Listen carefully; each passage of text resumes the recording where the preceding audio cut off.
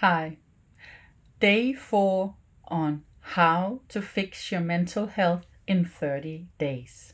My name is Michelle Quick, and I'm a mental health coach. I'm the owner of liveglad.dk and manifestingnow.com. Go for a walk.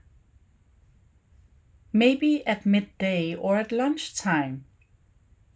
Going for a walk actually re-energizes your mind, gives new air and energy to new thoughts for the rest of the day, and energizes the body too.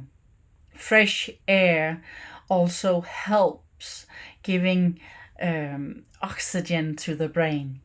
So for today, the idea could be for you: go for a midday walk at lunchtime. It will reset and refresh the rest of your workday. Take care, stay safe.